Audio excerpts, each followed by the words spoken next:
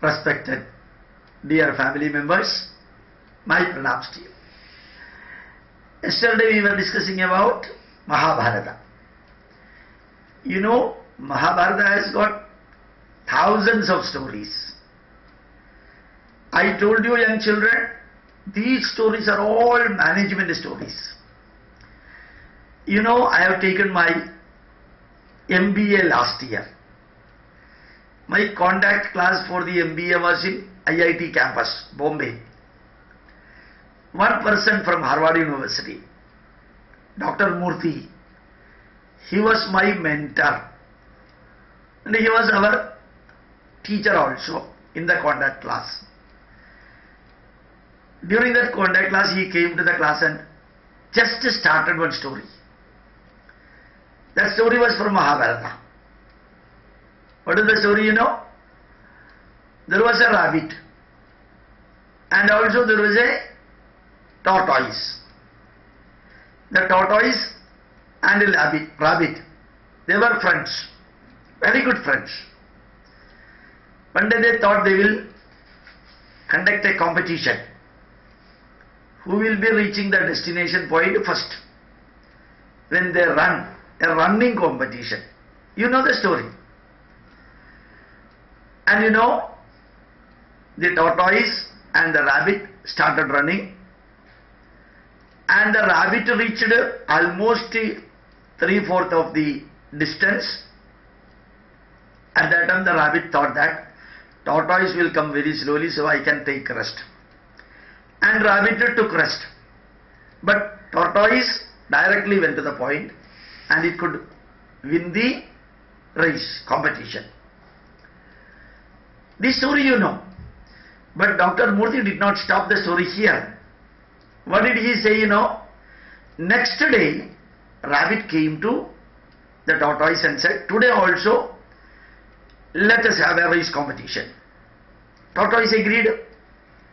Tortoise had full confidence because yesterday it could win. Rabbit has got full confidence because it knows pretty well how to run. Second day the competition went on. You know, as usual, as expected, rabbit did not sleep. Rabbit could win the race. Third day, tortoise came to the rabbit and said, today also we will do a race competition, running competition. Rabbit agreed with a profound self-confidence. But rabbit did not ask the tortoise what is the starting point and where is the ending point, because of overconfidence. They started running. Unfortunately, in between the point A and point B, starting point and ending point, there was a small river, a channel. When tortoise and rabbit reached there, the rabbit stood in the bank of the river and the tortoise just jumped into the river and reached the other point. The third day, tortoise again won the competition. Fourth day, they came together and discussed and said, from hereafter, we will not compete for anything. Whether you come first or I come first, these are all immaterial. Instead of competition, instead of conflicting, instead of contradicting, let us cooperate, coexist and complement each other. Let us cooperate, coexist and complement each other. And they started complementing each other. Whenever tortoise feel very weak, it will climb on the rabbit and walk. Whenever river or water face come, the rabbit will sit on the tortoise and they will cross the river. So sharing, caring and curing takes place. You know, part of the story is from Mahabharata, the story of the competition of the rabbit and the tortoise. Partly somebody else extrapolated it and made this one 4-day program. Now, all these stories of Mahabharata, they convey powerful management message relevant for the 21st century. These Mahabharata stories connected with the animals do not have anything connected with the spirituality or religion. They are simple stories, simple animal stories. Just like, Jungle Boy and so on. The King Lion or Lion the King. Just like that, Mahabharata stories are not merely stories for entertainment or enjoyment, but they are management stories. Whenever you learn, you read, you understand, or you watch a pictorial presentation of the story or listening the story, the conclusion of the story also should be there in your mind. The story is the skin of the fruit. The message is the inside part of the fruit. It's the real fruit. Story is only a cover meant for conveying the real essence. Now you see, Mahabharata stories are not spiritual. Even Mahabharata book is not spiritual in its real sense. Lord Krishna may be there, avatars may be there, spirituality has been included as a small part for creating devotion, dedication and sincerity. But Mahabharata is not a spiritual book. Mahabharata is not a religious book. Those who are analyzing them scientifically, logically, rationally. It's not a spiritual book.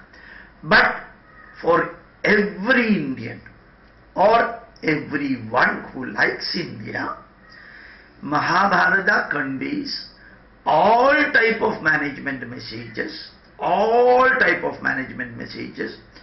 connected with the mind of an individual, connected with the body, connected with the family, connected with the culture, connected with the society, connected with the nation, and connected with all living and non-living beings, connected with the 6 points. So, Mahabharata stories means management only. Management principles are adoptable and adaptable in the past, present and future. Management principles are universally adoptable principles. Whether it is from Bible, Quran, Dharmabada or Guru Granth Sahib or from the Proverbs or from whatsoever may be. Management principle means universal. They will be useful in the future. They are useful in the present. They were useful in the past. So Mahabharata stories given as management principle. All those principles are essentially important to live in this world. So for enriching ourselves, for enriching our family, for enriching our society, for enriching our nation, these management principles are adoptable. But it is given as stories. That is the greatness of it. So any student, anyone can understand, anyone can interpret it, anyone can extrapolate it and do addition, deletion, modification and correction. Say for example, instead of a rabbit, you can put a jackal there, you can put a god there, you can put an ant, small ant there. Anything you can put. Do addition, deletion, modification and correction and use the story of Mahabharata to learn and teach the management principles. So Mahabharata stories means stories given in 60,000 slokas connected with animals. Never keep a wrong understanding that Mahabharata story means stories of Pandavas and Kauravas. No, not at all. What is connected with Pandavas and Kauravas is a history, not story. The part of history. So part of history should not be interpreted as a story. Story of Mahatma Gandhi, story of Vivekananda, story of Shankaracharya, the use is wrong. Because Mahatma Gandhi, Shankaracharya, Vivekananda, they were all historical figures. They lived here in this world. Like that, Pandavas and Kauravas lived in this world. They are not story players or characters. They are historical figures. So Mahabharata story means stories explained in the 60,000 slokas of Mahabharata. Remaining 65,000 slokas are connected with the experiences of, as I told you yesterday, experiences of major 20 characters, historical figures in Mahabharata. That we will explain tomorrow. Hundreds and thousands of stories are there in Mahabharata. My request to every parent is that you should learn a few stories, teach them scientifically, logically, rationally, without superstition to your children, and tell the children to spread that story to the schoolmates or college mates or to their friends. You also learn the story and teach others. Just like Dr. Murthy from Harvard University explained Mahabharata story for the 58 people who were attending the ICFI Business School MBA course last year. So, the stories are useful not only for lower primary or upper primary or high school level, they are applicable for the highest level also. Thank you very much. My pranams to you. Learn and teach others.